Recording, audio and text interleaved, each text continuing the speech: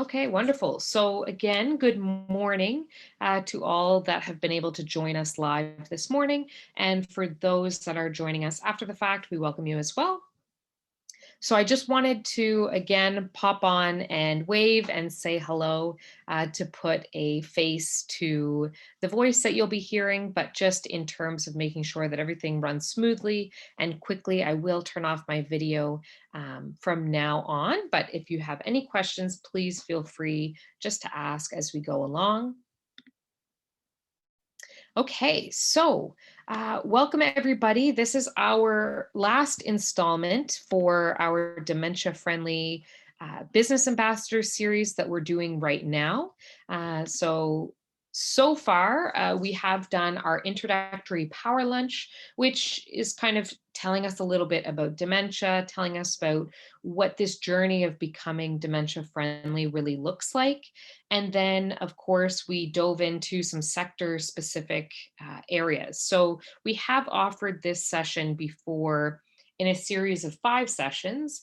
So with the information built out quite a bit more. So we have tried to incorporate that into these sessions quite a bit, but we really wanted to be able to narrow it down so that you could come to a session that's really specific to the sector that you're working in, and that you would be with like-minded individuals. So if there's any questions or anything like that, we'd love to hear from you.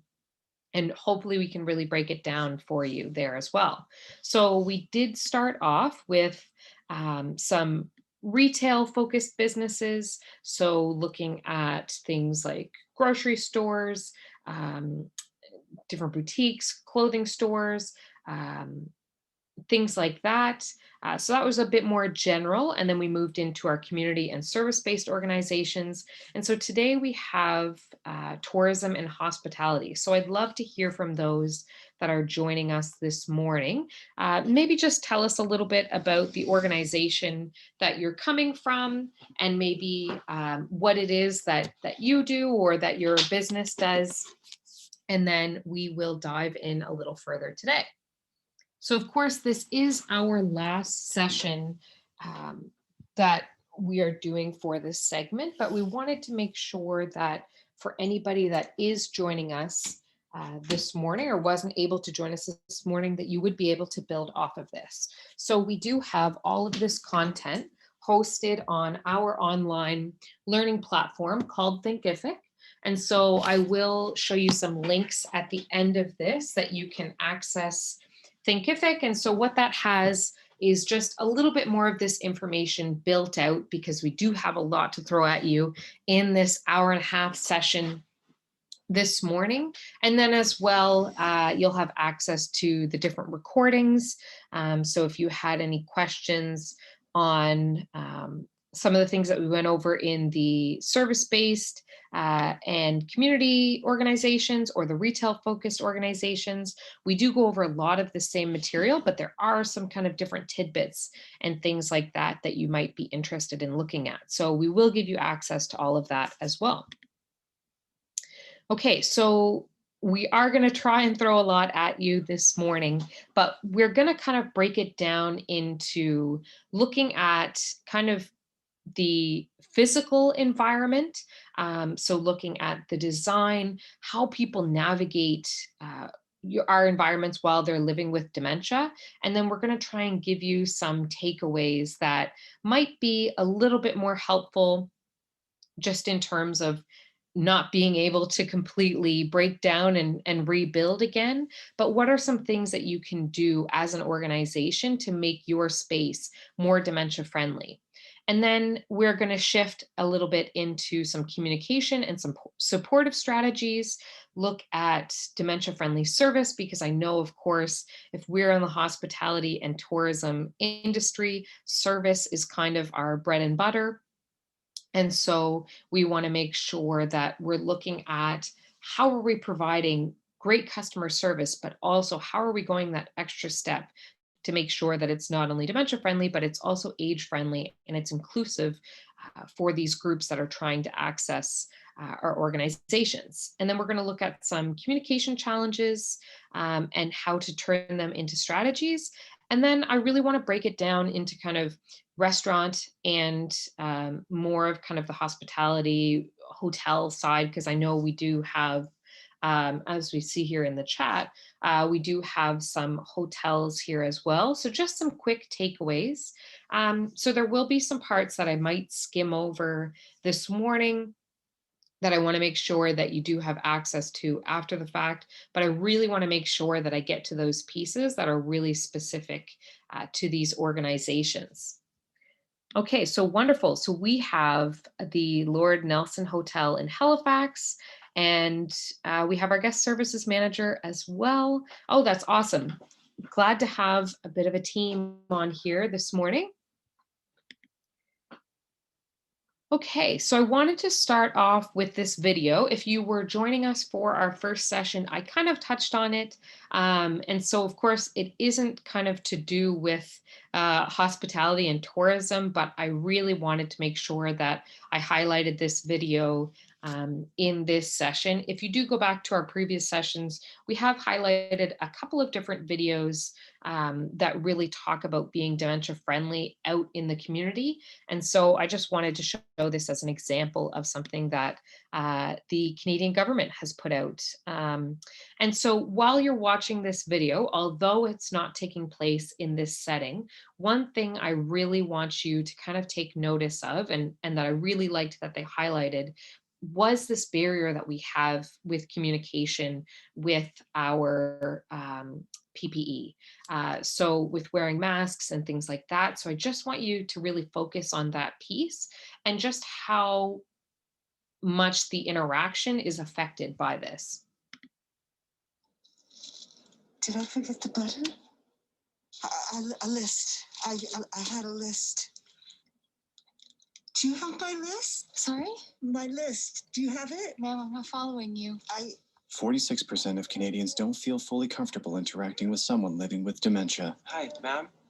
I work here. Perhaps I can help you find your list. Yes. Thank you. We can all help. Be patient, listen, and reassure. A message from the Government of Canada.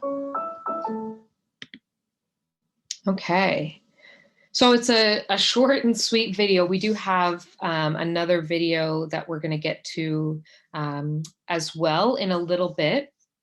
But it's something that I just wanted you to be able to see before we dive into our material, or kind of the meat of our material today. Just when you're thinking about interacting, just how much we don't have the benefit of kind of our full facial expressions anymore. And I know that this is something that I'm in New Brunswick, and I know that the majority of you will be in the Nova Scotia area. But I know that we're kind of slowly moving towards this shift of not having masks being mandatory in these public places. But it's important to remember that, especially when we're working with vulnerable groups, like older adults that are living with dementia, and I guess individuals in general, people are still going to continue to wear masks, and this is still going to continue to be a barrier that we're really going to have to work to overcome, and to be able to support people to feel comfortable with interacting with the environment in the ways that they feel most comfortable in.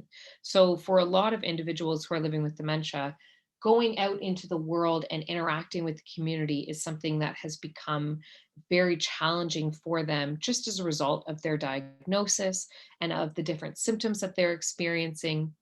But then as well, the pandemic has kind of, I guess, heightened this for a lot of people. So being able to kind of hold on to these comforts that people have is, it's going to be really important for people. Even myself, I was thinking the other day while I was in a pottery lesson, some of the faces that I make when I'm concentrating and things like that, and how much we've almost become accustomed to this as kind of a barrier to the world around us, and something that we can almost hide behind. So it's something that we'll definitely have to continue to think about in the future here.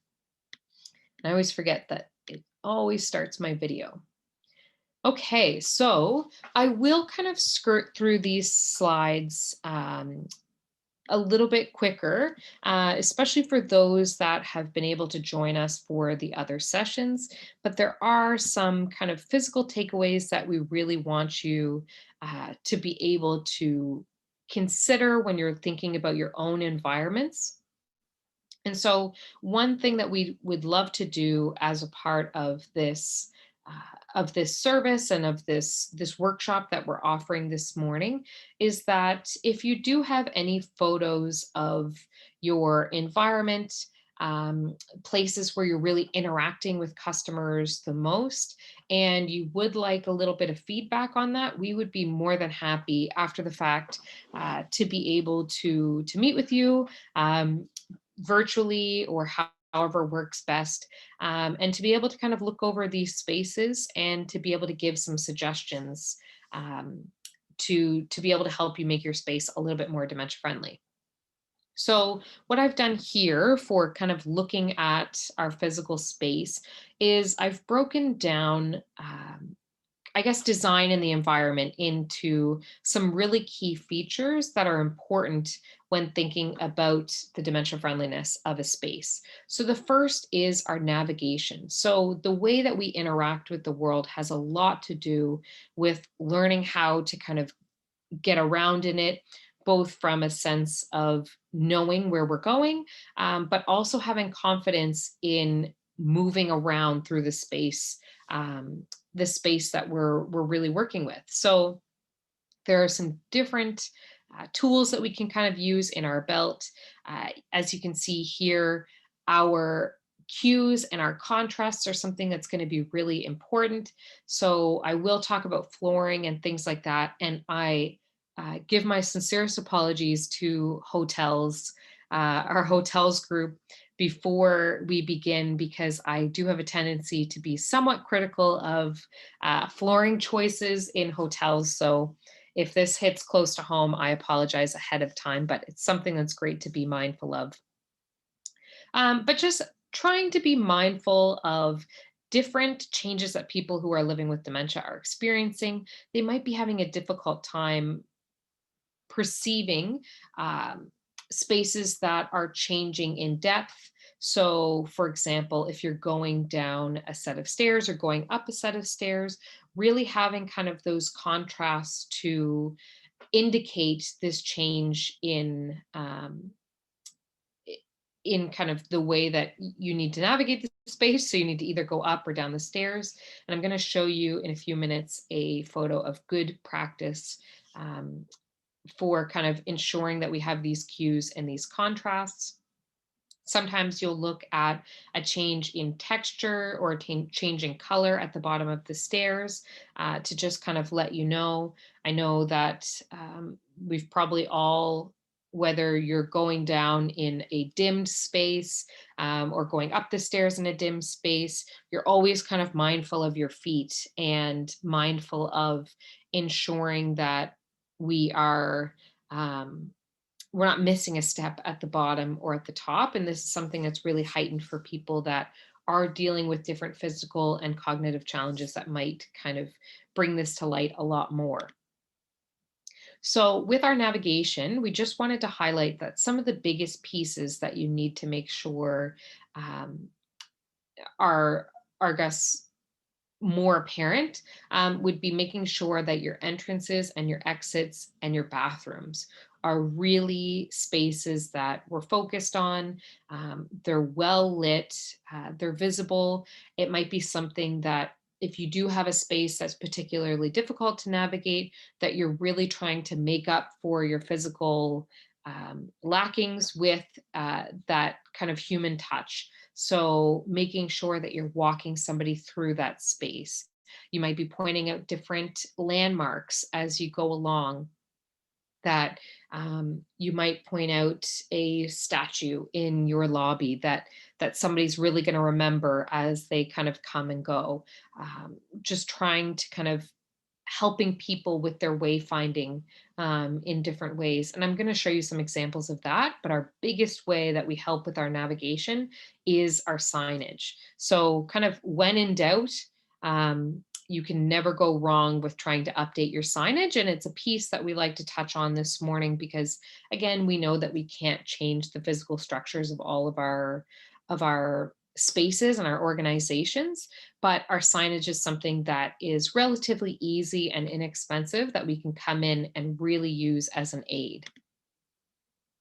So with our signage, a couple things that we really want to think about is our simple to read lettering. Our wording has to be very universal, has to be something that is easily seen. So I guess, again, in the way that we're lighting our signage, in the example that you can see here to the right, which I apologize, this always shows up a bit blurry, but you can see that what they've done here is they've accompanied not only kind of this well-recognized symbol, but they've also accompanied it with kind of a phrase or a word that would be associated with it. So an example that I always use, especially if we are thinking about our, if we're thinking about our bathrooms and things like that, or if we're going to a restaurant, I'm sure we've all been to a restaurant that is somewhat quirky or is kind of based upon a theme. And so within that restaurant, you might go to the bathroom and say if you are in a in an Irish or a Scottish themed restaurant, and instead of having men's and women's bathrooms, maybe they have lads and lassies. Or they might have a picture of a cowboy or a cowgirl in a Western themed restaurant. So just different things to kind of think about that. Although it might seem quirky or fun or work within our themes, for somebody who's living with dementia, having to take that extra time to process and understand this, especially when having to kind of deal with an act that might be more urgent, such as going to the bathroom, or might be more uncomfortable. We really want to make sure that our signage is not something that is becoming um, somewhat of a Where's Waldo situation, or a Nancy Drew mystery, but rather it's something that's simple and is going to work in our favor to really help people out. So just as kind of a general practice for signage, where it is located is really important. So signs should really be placed at eye level. So that's recommended at 4 feet. And I know that for all of us, that might not be the case of where our eye level is, but we really want to make sure that we're considering the different elements that people who are living with dementia might be experiencing. So they might be using a walking assist, such as a cane or a walker. They might be in a wheelchair. And so for these individuals, they might have a lower kind of um, level of eyesight where they're really focused on. So they want to be able to focus on their gait, what is kind of right in front of them, versus looking up and trying to see above all of the doors, the signs. That being said, it is also important to make sure that we are adhering to fire codes and things like that, and that we do have that signage available in a higher space that people can see kind of from far away, but making sure that we're adding that extra effort of keeping signs at eye level, keeping signs on the doors or right beside the doors that they're associated with, so people know, is this a space that I can access or not? So just different things like that. And if anybody is really interested in um, some different signage tools and things like that, please let me know by the end of the session, and I would be happy to point you in that direction, because I know that signage can be really tricky sometimes, and even the wording that we use can be really tricky, such as if we're thinking of going to the bathroom. We might also use the word restroom, bathroom, washroom, toilet. It might just simply say men's, women's. It might say unisex. So all of these words that could really accompany this space could be very confusing to somebody. So you really want to do your research on the area that you're in, the clientele that you're really working with, and making sure that we're choosing our wording that's supportive of this group. So just another piece about our signage, you always want to make sure that you think of your space almost as a map or as a maze. And so throughout your space, there are going to be quite a few areas that are navigational decision points. So think of it as a fork in the road.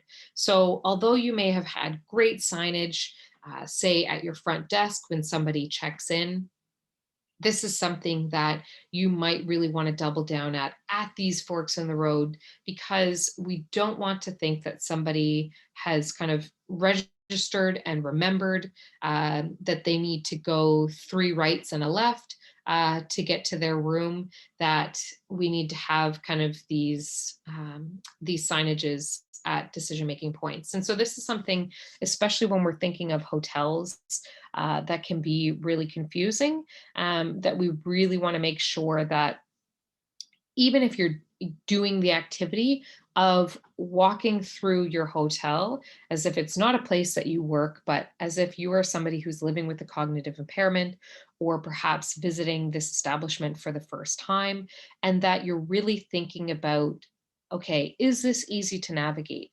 Or if it's not, say if you operate quite a large space, how can we really use our customer service to be able to kind of counteract the challenges that our physical environment has? So do we need a guide to come through and really help people as well? And then, as we had kind of said with our navigation, our most important places to kind of make sure that we do have signages for would be our entrances, our exits, making sure that our glass doors are really well articulated, and different bathrooms are really vital to have kind of indicated in a clear and accessible manner. Okay, so this is my official apology ahead of time to our hotel folks here today as I talk about flooring. But our flooring challenges can be something that really makes kind of going out into the world really difficult for people who are living with dementia. So we want to think about how flooring can kind of deter somebody from really experiencing the world around them. It might deter them from being able to go out and comfortably go to a hotel or go to a restaurant. So, some different things to think about when we're thinking about flooring is, I guess here I'll show our first example with our finishes. So, I know that as I've kind of pointed out in other sessions in this series, we do live in Canada and our weather is a little bit unpredictable, or maybe sometimes too predictable at times. And so we can kind of expect the elements from outdoors to come in. So this can be challenging in a number of ways. One, in just a safety aspect, we really want to make sure that our fall prevention is kind of really at the forefront of our mindfulness in terms of safety for individuals who are living with dementia who are coming to experience our establishments, but also just considering what is slippery or wet, or what is perceived to be slippery or wet. So as you can see in this photo here, we have kind of a wax finish on our floor. And so although the left-hand side of the photo might look a little bit more visually appealing, it might look more clean, that's something that, as you can see in the reflections, could be perceived as wet or slippery, versus on the other side where we have more of a matte finish. Although visually it's not as appealing, it does look safer to navigate, and it is easier to see when there are those areas that are potentially hazardous to slips and falls. And so you might even notice in your own space where you do have kind of a shinier finish, I guess, on your floors. that you notice that people change their gait. They change the way they walk, the way they navigate a space. I know even for myself, if it is a rainy or a snowy or slushy day outside, when I'm coming into a restaurant or a store or kind of any public space indoors, I'm always mindful of what I'm tracking in and then the potential of that now being slippery when I'm going in. So I know that even myself, the way that I navigate a space in the winter time is much different than in the summertime when it's dry out and we're not having to deal with kind of these slipping challenges. So some things to consider with flooring, and I say things to avoid on this slide, but again, we do want to be mindful that we do have some spaces that these changes might not be totally possible, or we might have some more historic spaces that we're not able to kind of change the flooring and different elements like that. But these are things that even though we might not be able to physically change them, if we are mindful of what might be going on um, in the mind of somebody who's living with dementia that's accessing these spaces, that we can kind of step in to help out a little bit more and be mindful of what their experience is. So I'm going to show you a slide here in a minute, just to show some different flooring challenges that we kind of see on a regular basis, but just things to really take into consideration with safety. So when we think of tiled floorings, although aesthetically they look quite pleasing, these dark tiles can be perceived as a hole or something to trip over or fall into. And so if you almost notice or keep an eye on somebody who's living with dementia when they're navigating these spaces, you might notice the way that they step over these tiles. And so when somebody is having to accommodate for what they perceive to be a potential fall risk, they might be in turn putting themselves in a more dangerous position because they're changing the way that they're walking. They might be taking longer strides, and there's more potential for harm there. Um, Different things like speckled flooring, I'll show a picture of that here in a minute. Um, but just in terms of what I was speaking about in our last slide, a really big tool that we have at kind of our ready, especially in Canada, is these kind of carpets that we or area rugs, I guess, that we have when we're coming into a building. Although they can be great to kind of keep the elements to one area, it's important to really be mindful of these. Make sure that we're swapping them out. We're not letting them kind of get sopping wet, and then they become even more of a hazard. But when you're thinking about these spaces, the darker or a dark contrasting mat, again, can sometimes be perceived as a hole or something to trip over or fall into. So that's something to be mindful of.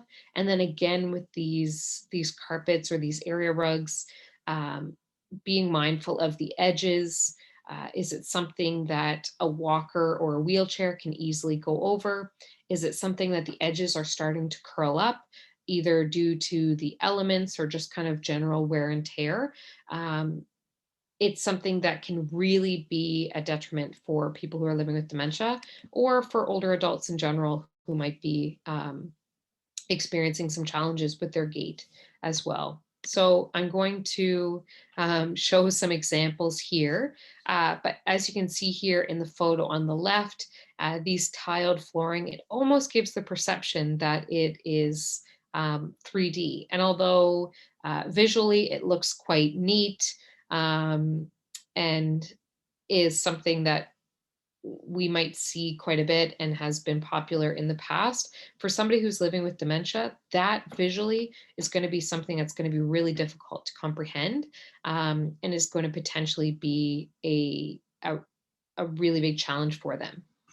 So this photo in the middle is where I do my apology for our hotel folks. But there has to be something about these runners, or I guess hallway carpeting in spaces like hotels, that for some reason, I guess the busier the better is what people have thought in the past. But even just looking at this carpet design in the center is something that's really confusing and distracting for somebody who's living with dementia.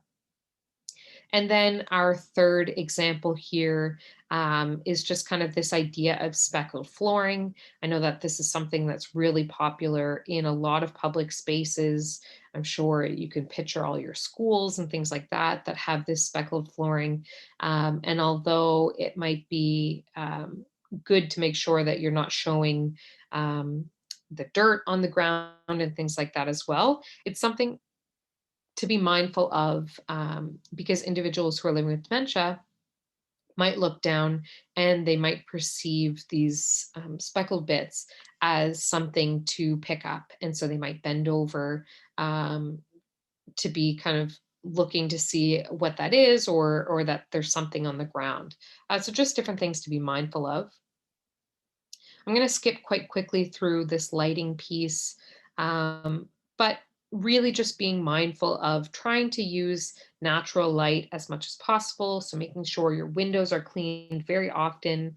If you don't have really great natural light to use, mix in this natural and artificial light, but making sure that it's not kind of these harsh overtones as well. Um, Again, with our entrances and our exits and our signage, always making sure those areas are really well lit. If we're thinking of a restaurant space, oftentimes in terms of atmosphere, this is something that is dimmed quite a bit more.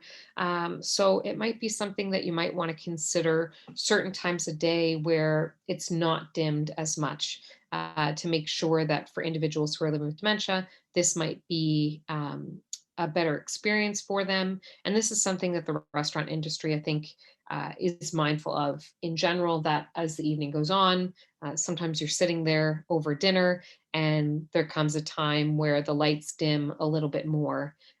Just being mindful of your clientele at that time.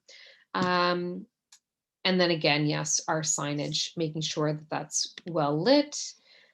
Um, just in terms of our windows and our natural light, making sure that we're being mindful of the shadows that are being cast.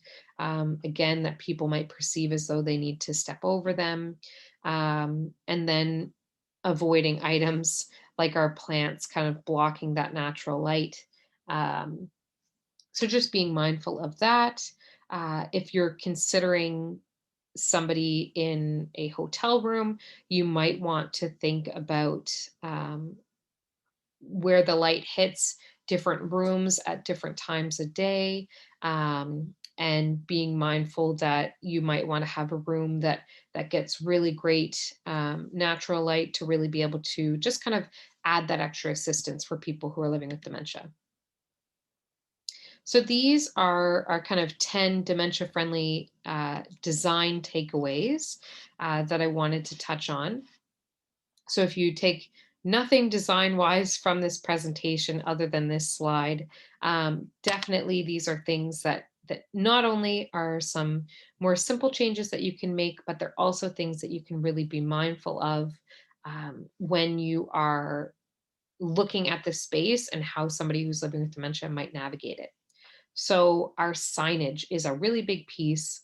So again, using universally recognized symbols with the accompaniment of the wording for proper signage. With our signage, making sure that it's well lit, it's easily seen, using our traditional design for our signage versus our abstract. So again, not having I'm trying to think of some other bad bathroom signages that I've seen, and feel free to throw in the chat if you can think of any particularly bad ones that you've kind of seen throughout. but making sure that we're having that contrast. Um, we are putting our signage at our decision-making points, and I'm going to show you a picture of some good practice of that here in a minute.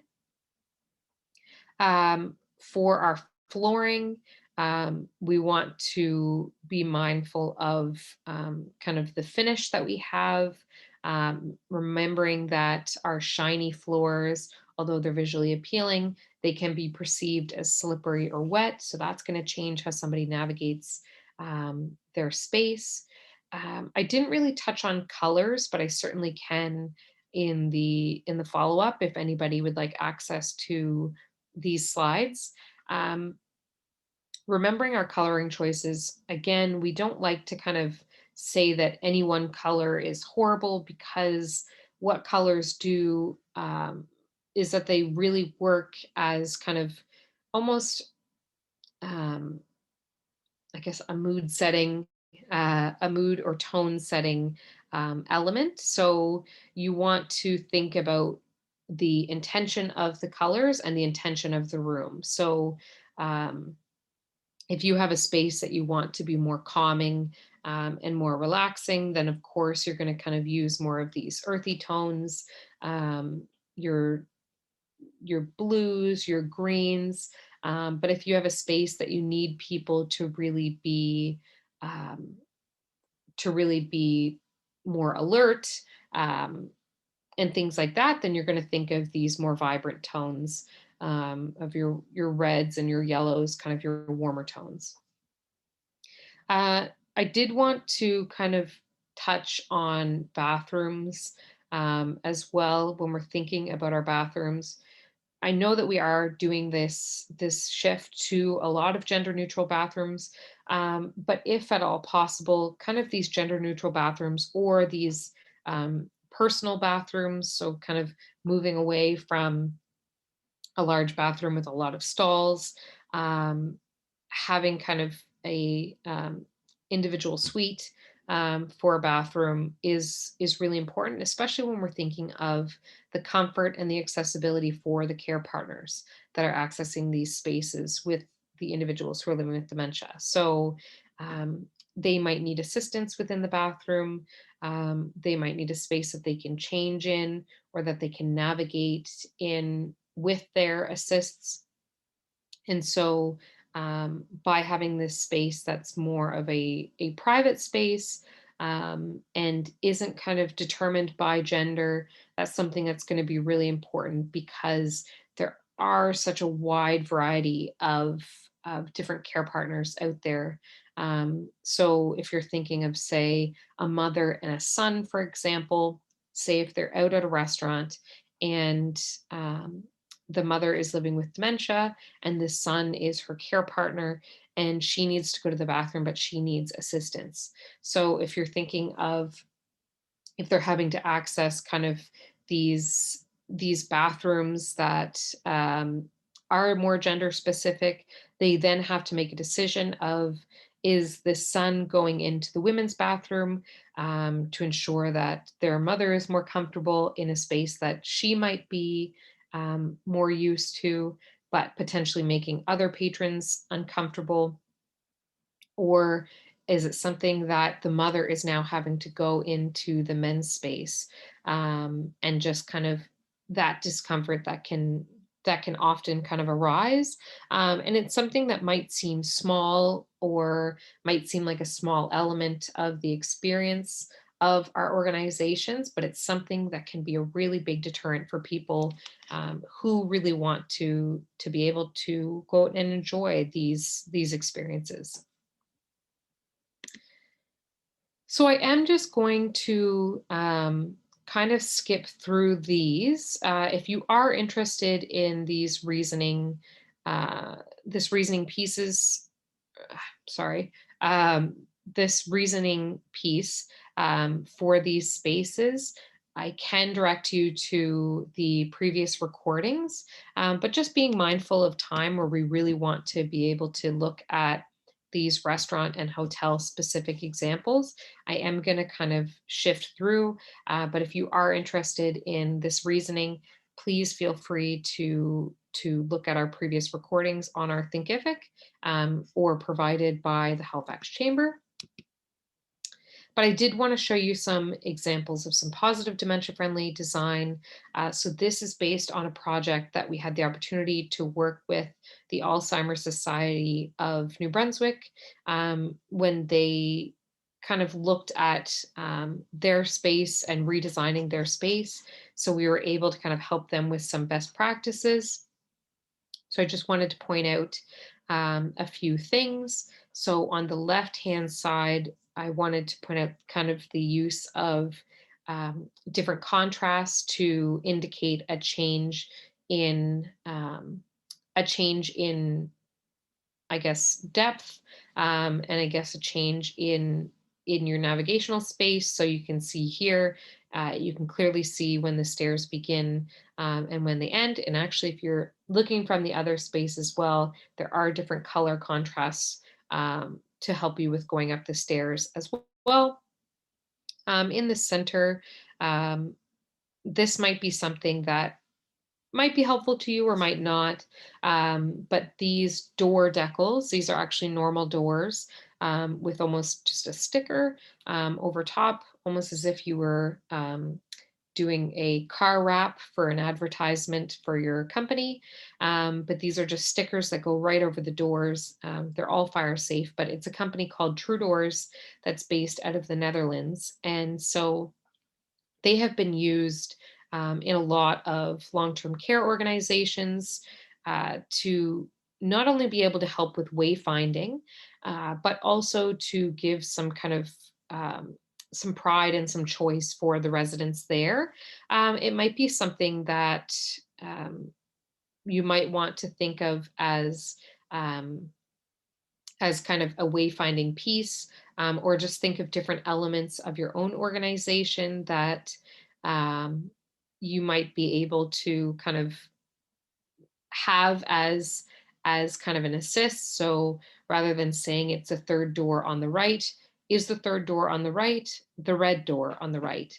So that might be something that's a little bit easier to remember, or a little bit easier to kind of see as a cue. And then again, I wanted to show this signage here that you can see that they have chosen both the symbol and the wording, and they've had kind of this clear contrast again. And here are just a few more pictures of their signage. So as you can see here, this top example on the left-hand side is of a decision-making point. This bottom left-hand side example is something that they have at a higher level, so that if you are navigating a space, you can kind of look up and it comes right out at you. And so you can kind of look forward to this. But it's important to note that that's not the only signage that would accompany that bathroom. That would also be located on the door at eye level, which again, at 4 feet on the door as well. And you can see that example on their exit sign there as well. So this is something that I wanted to point out, just where both kind of within the hospitality and tourism realm, you do have people accessing our bathrooms quite a bit. Just some different examples here. The ability to cover up mirrors.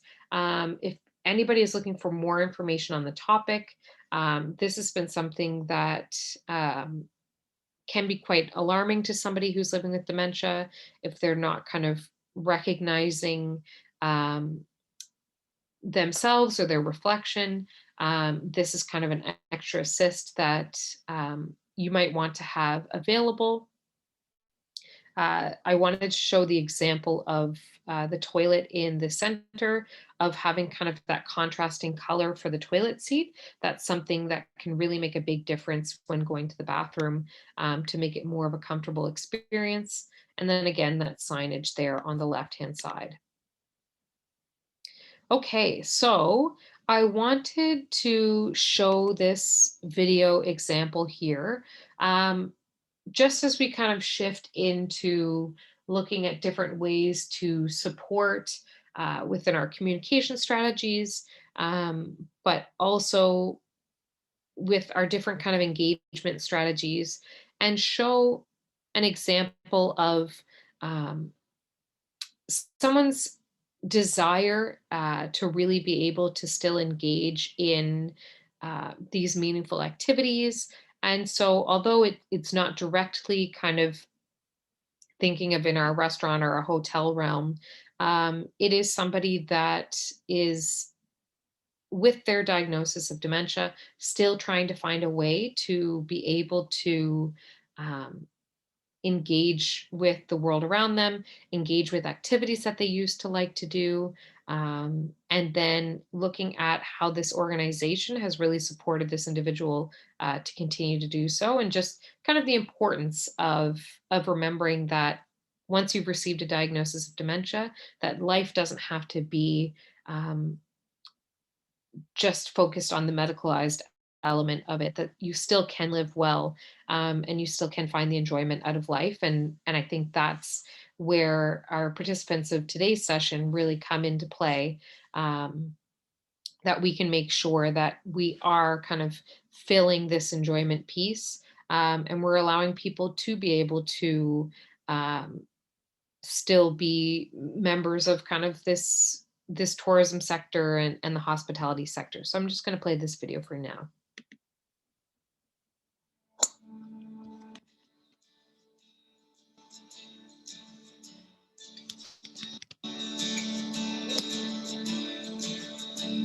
It's something we've done together as mates for 25 years.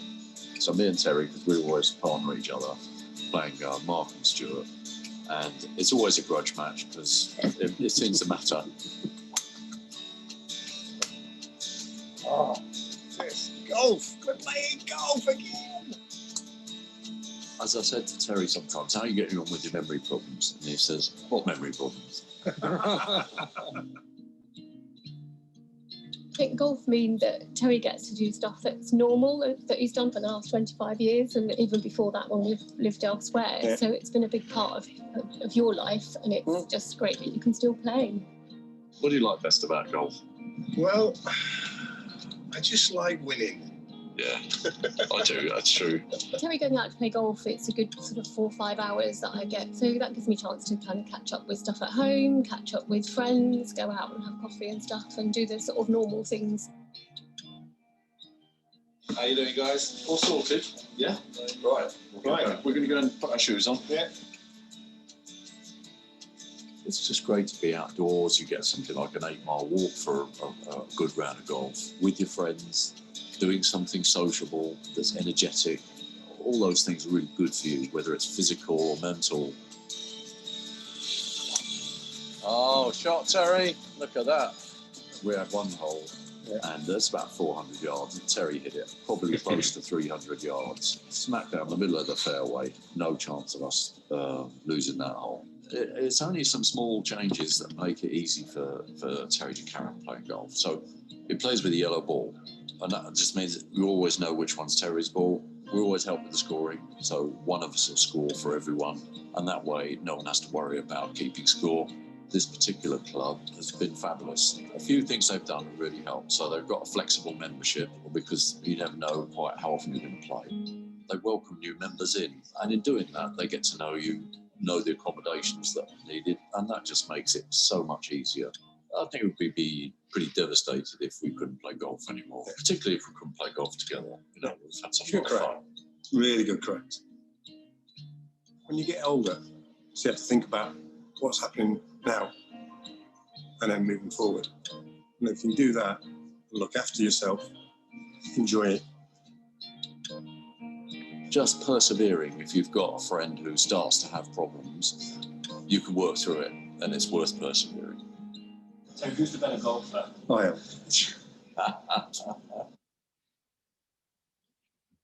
Okay. I'll just pause that there.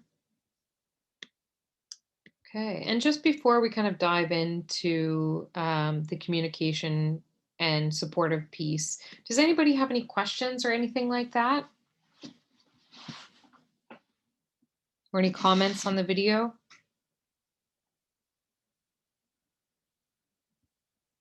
I wanted again to kind of show the video to just show different ways that you can kind of think outside the box and to really help to accommodate people, to show that people are still wanting to be able to engage in these things that they've done all their lives. They're wanting to be able to travel. They're wanting to be able to go out to a nice restaurant and have that be um, an experience that they can enjoy. And even though it's something that might look a little bit different for them now, or might need some accommodations, it's something that can be a really small step for us that can make a huge difference for them. So even when you were thinking of that gentleman's golf club, um, just different things like the different colored ball, a small way that they've gotten creative,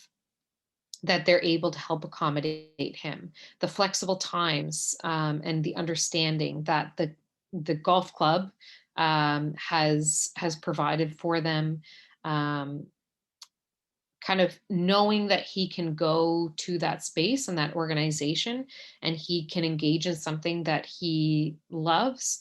And he not only has kind of his friends that kind of help him to be able to do so, but he also knows that the organization supports him as well. And although you might have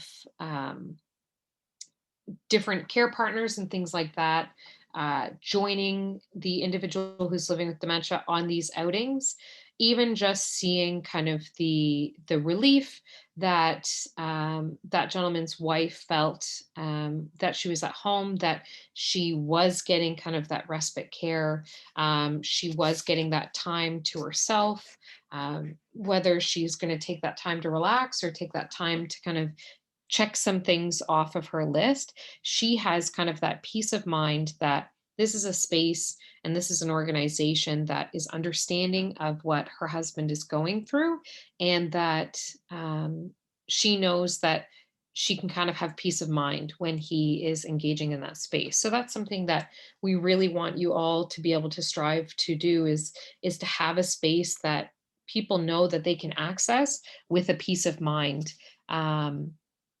And understanding that individuals who are living with dementia can go and can feel supported at your organization.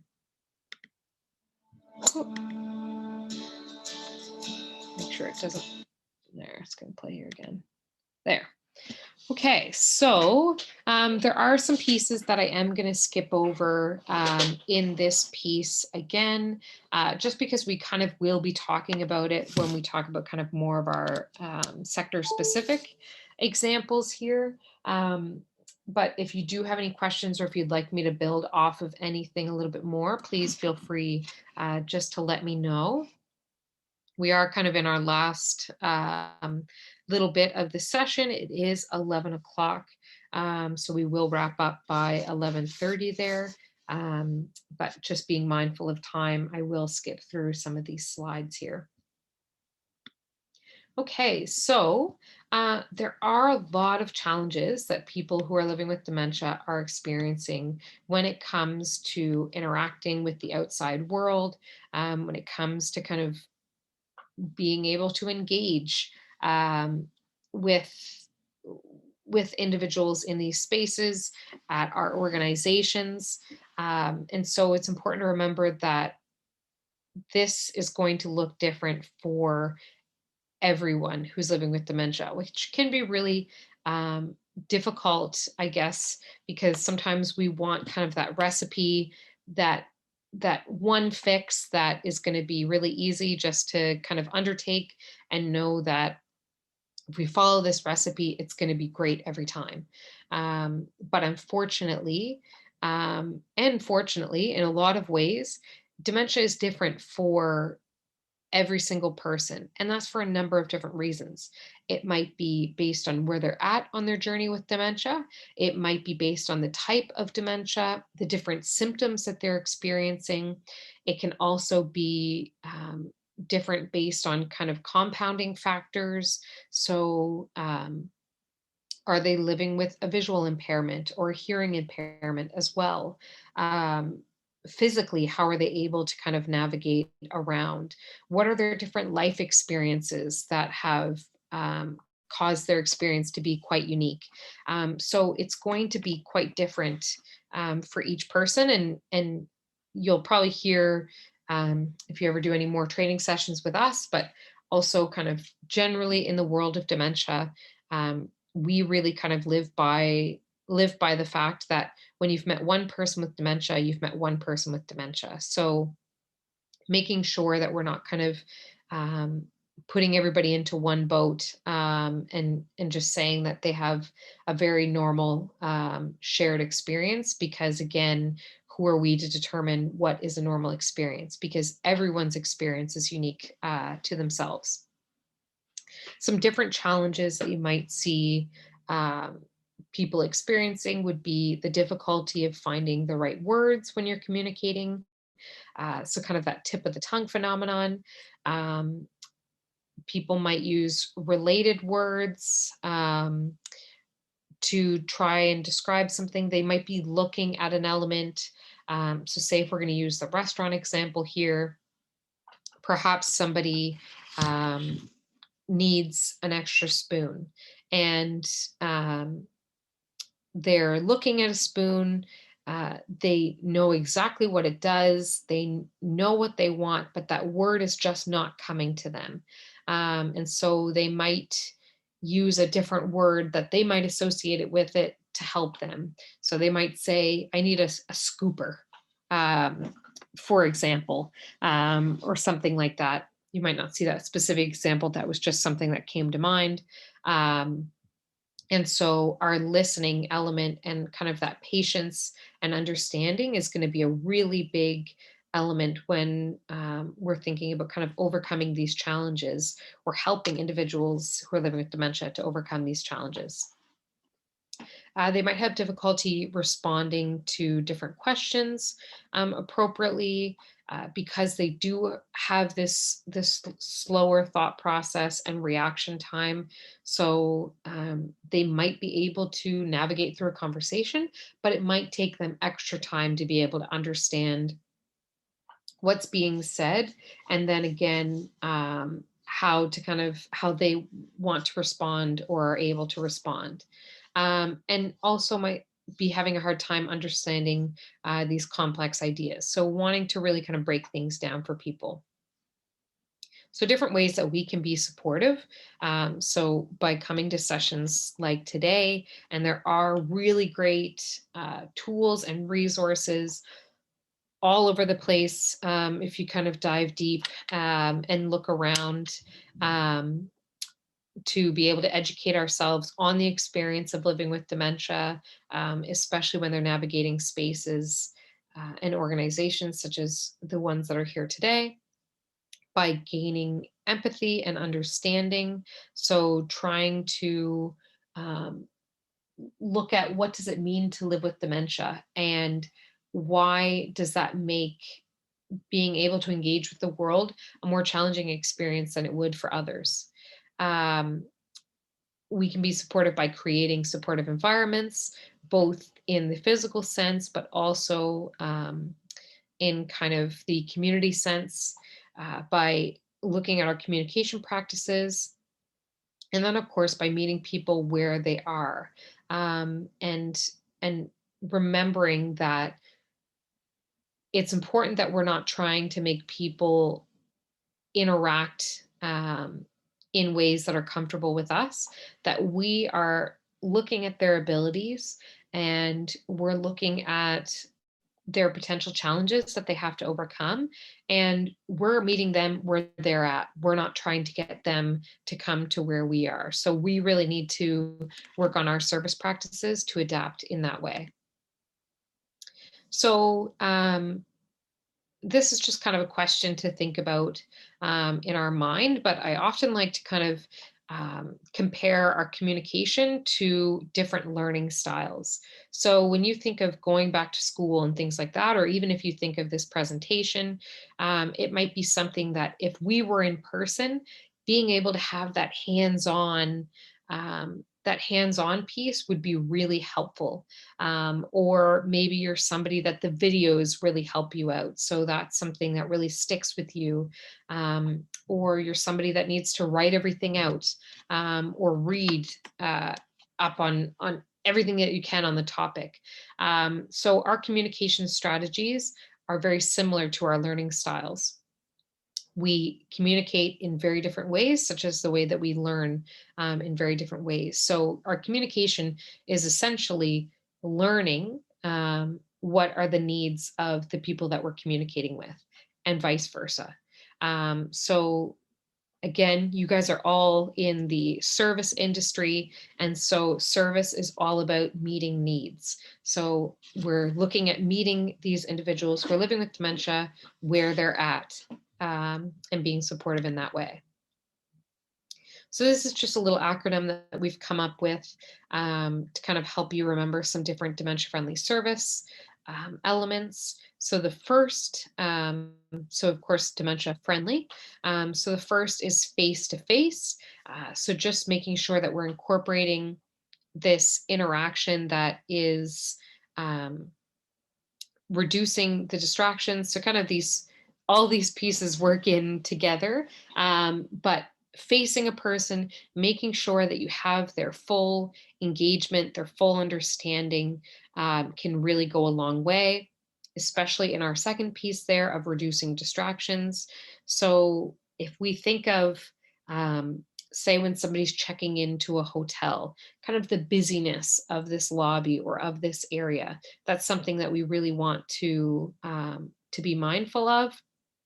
It might be something that for individuals who are living with dementia or their care partners, when it does come time to check in or check out, perhaps if you're aware of this individual and their experience, maybe it's something that you offer them a different checkout time that is kind of a less busy time, that you're not going to have a bunch of people at the desk all at once, and therefore kind of reducing that distraction. So maybe that's something that you work out um, with these individuals and their care partners as well. So this third piece is initiating two-way conversation. So making sure that we're not just speaking at somebody who's living with dementia, that we are having the patience to really allow them the space to engage back and to kind of engage back and forth.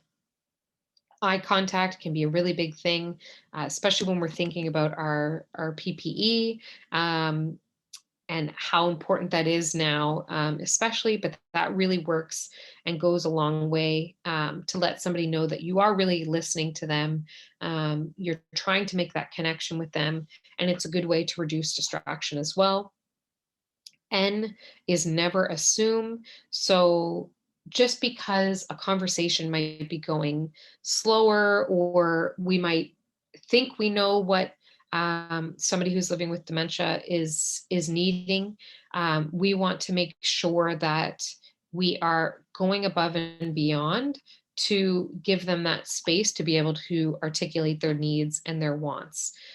So we're not just kind of automatically assuming that we know and we're filling in the blanks for them. So this displaying nature is kind of a mirroring activity. So that's thinking of when you're communicating with somebody who's living with dementia, they're really going to be looking at you to kind of pick up on some of these social cues. So if you're standing there and your arms are crossed, and you look really standoffish, that's something that you're displaying, kind of this standoffish nature that you may not intend to. But individuals who are living with dementia might pick up on that quite a bit because they're kind of honed in on your body language there quite a bit. L is listen carefully. So always making sure that we're taking the time to understand what somebody is trying to say, and then listening to what their needs are, um, which kind of dives into our last piece as well. But doing everything that we can to really dive into um, what somebody's needs are. And so different symptoms of dementia can really impact this. And so, if you would like some more information or some more examples on uh, different common symptoms of dementia and how that can impact um, engagement and communication, please let us know or feel free to visit our Thinkific or our website. And we do have more information that kind of breaks down some examples there as well. Okay, so we wanted to, I think we'll only have time to kind of get to our hospitality and our restaurant takeaways. We do have some kind of pieces on communication strategies and things like that. But just being mindful of time, we might not be able to get to them today, but we will be able to give you access to that after the fact. Um, but just in terms of kind of if we're thinking about our hotels or these experiences, some different things that you might want to consider. The first is really, again, this human services piece. So knowing your neighborhood.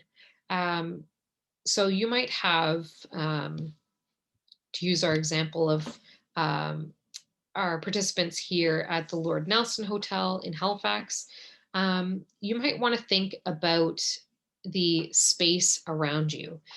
So, not only thinking of it in terms of giving suggestions and things like that, you might have a restaurant that you send people to all the time because the food is great, it has a really cool atmosphere.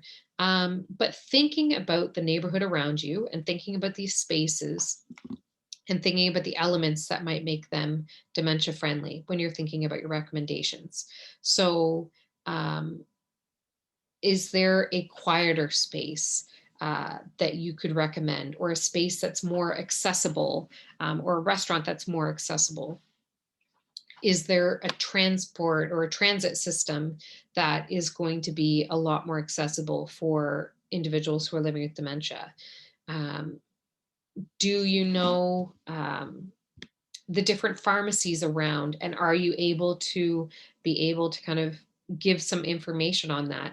It might be something that you want to go above and beyond and create a neighborhood guide for somebody who's living with dementia that's coming to your hotel, and maybe talk to some spaces or talk to some organizations around you and businesses around you to find out what it is that they do to be age friendly and to be dementia friendly, and be able to suggest these spaces to your hotel um, guests. So the next piece is kind of embracing the check-in. So looking at that as kind of a time that you can really connect. You can connect with your guests. You can answer any questions. You can let them know that you're going to be a support there for them. Um, this is a time that we often kind of take for granted, that you might be kind of, you might have a list of things that you need to go through, whether it's getting payment, explaining checkout times, different amenities that they might have accessible to them as well. But really making sure that you're living up to kind of that human element, and that guest services element, to make sure that you're making that connection with them at that time. The next piece is kind of remembering to be a guide. So this can kind of be taken in a lot of different ways. But if you have an individual who's living with dementia that's coming to stay with you, it might be something that you offer to accompany them to their room. Or if it's something that they call um, for a checkout in the morning, or they might be going to an appointment, or going out and about in the morning.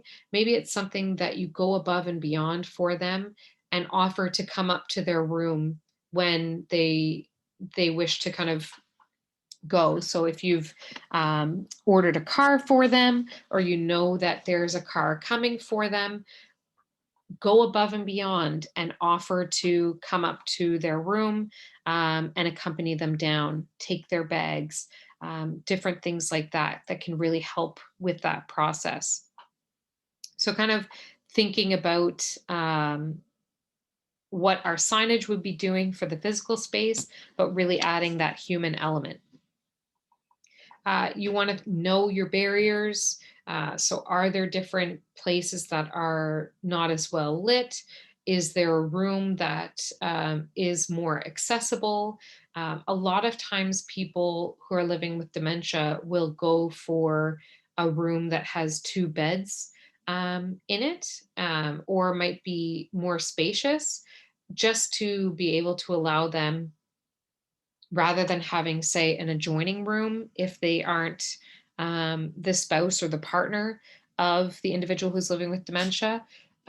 Being able to have those two beds in the same room is really going to help them to know kind of when they get up in the night, and be able to support them quite a bit. So that might be a request that you might see coming in. Another thing that you can really help with is remembering to support people's routines. So, for individuals who are living with dementia, and especially for caregivers, routine becomes such a big part of their life. And it's something that they can really use as a support, and something that is really going to help them on their journey. So, if they are staying in a hotel, although um, they might be looking to um, kind of have a new experience and things like that. They might have a routine where every morning they get up and they make coffee or they have breakfast. So if you can get to know these guests a little bit more, understand these routines and what's important to them, and then looking at ways that you can go above and beyond to support these routines for them. Do they get up every morning and go for a walk around the neighborhood? Is that something that you can produce a safe walking route for them, and produce a map that shows you important elements along the way? Different things like that.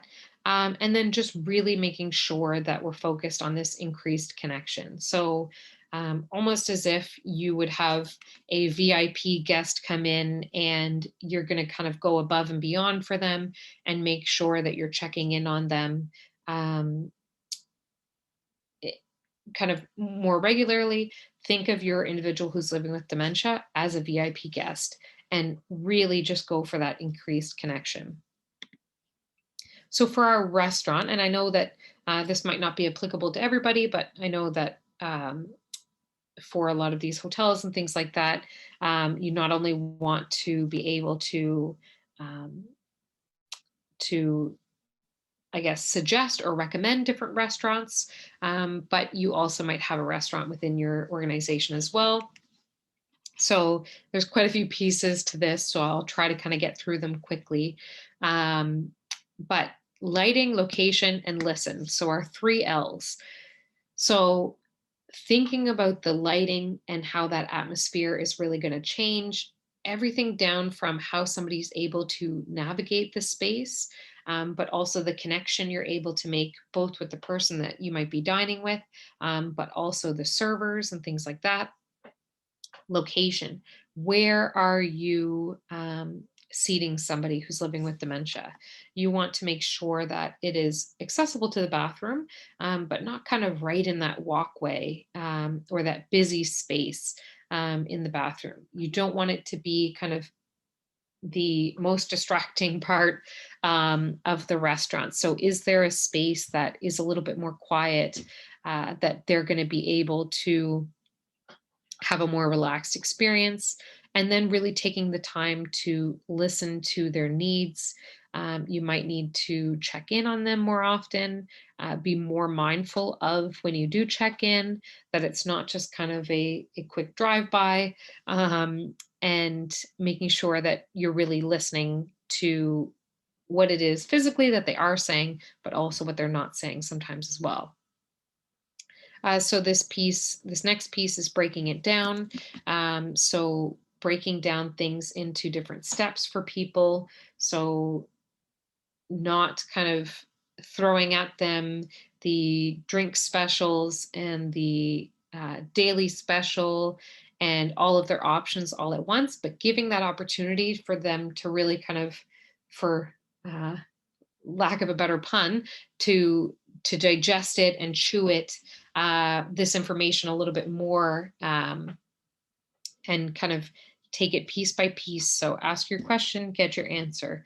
Ask your question, get your answer. Not kind of have a bunch of expectations all at once. Your menu accessibility is something that's really important. Sometimes almost too much, too many options is too much for people. So it might be something that you want to offer a reduced menu. People really like to be able to plan out their trips beforehand so that they know they're going to be comfortable. They know that their dietary needs are going to be met. People might have difficulty with kind of different textures or different things like that. So it might be something that they might want things to be cut up beforehand. Um, and there's different ways that you can do that in a really dignified and respectful manner, especially when we're thinking of presentation and things like that. But just being able to have that conversation with somebody, whether it's beforehand, or kind of at that time, making sure that your menu is accessible online beforehand so that people can make this plan. Making sure that, I know that sometimes we've moved our menus to this idea of scanning a QR code, making sure that we're still having these physical menus accessible, that your lighting is allowing you to be able to read the menu. You might want to consider your timing. So for individuals who are living with dementia, earlier meal times may be better.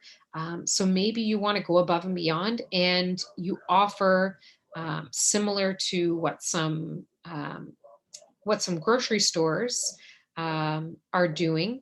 You might want to offer a time that is kind of reduced distractions, reduced noise, a less busy time that you're offering this dining, that you can really give this better experience for people.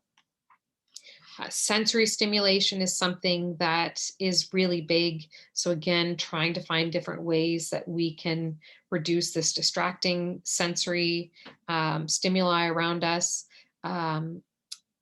With, I guess, the physical things that we're looking at, there have been studies that have shown that if you replace your white plates with something like yellow or red, that often people will eat a lot more, and it's a more enjoyable experience for people who are living with dementia. Thinking about your cutlery, there's a lot of different cutlery and different plates and things like that out there that are more dementia friendly, and I would be more than happy to pass that information along to anybody that is interested in that. But just thinking of how it holds in the hand, thinking about some different elements that people might be experiencing with their dexterity, or they might be living with arthritis. So just thinking of how things hold, and that comfort. Really, again, as we had kind of said with the hospitality piece, being that guide. So being able to walk somebody through it, going above and beyond, remembering that the person that you have on service for this group, remembering that they might not be able to have kind of as large of a workload as other servers. So maybe kind of reducing that workload so that they can be able to kind of check in on people more often. They can go above and beyond. And then again, just always remembering to be flexible, and to be understanding, and take that time to kind of be empathetic, and to make this the best possible experience, because it is so possible to live well with dementia, and to be able to engage in the world around them. They just might need a little extra support to be able to do so. Okay, so just being mindful of time, I am going to skip the next couple of slides, but these are some things that you can read up on after if you would like these slides. So looking at some different communication mistakes that we often make, and that we might want to avoid. We did discuss this in the previous session, so I'd be happy to send some timestamps for that if people would like it. Some different nonverbal ways that we can use to kind of assist us, different ways that we can reduce distractions. This is kind of a communication piece that can really help you think about somebody who's living with dementia. It's a wonderful movie, just to help people kind of understand, especially with this early onset dementia, what this looks like. The movie's Still Alice. Oh, it's going to accidentally play for me here. And then as well, if you do access after the fact, we did want to add some tips for dementia-friendly website design, because I know this can be something that is really important when people are researching these spaces and these organizations. So you want to make sure that you're being dementia-friendly right from the outset, and throughout. So from the moment that they kind of meet your organization, that might be online. So different ways that you can make your dementia friendly website. And so that's, I guess, it for kind of the meat of the material today. And we took you right up until 11:29 there. But I absolutely will stay on for any questions that people might have. Again, if you are looking for these recordings, they're both accessible through the Halifax Chamber, but also online on Thinkific. And so if you have any questions about that, or if you would like any kind of tips on your space or on your service, we would love to hear from you, and love to be able to help in any way possible.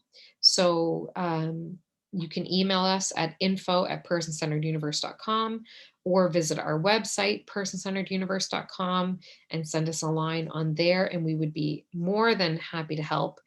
And again, we just want to thank everybody for joining today, or being able to join after the fact, and just say that even just beginning to kind of start this conversation, and to look at different elements of what it is to live with dementia, and to still want to be able to engage with the world around you, you are taking such a big step in becoming an ambassador and becoming a safe space for individuals who are living with dementia, who want to be able to connect with the world around them. So I thank you all for joining today. And I will stop our recording here today. But again, if anybody has any questions, feel free to send us an email, or visit our website, or our Thinkific domain, which can be linked to on our website as well. And we thank you so much for joining, and I will stay on for a few minutes if anybody does have any questions. But I hope you all have a great week, and thank you for taking this step towards becoming a dementia-friendly organization.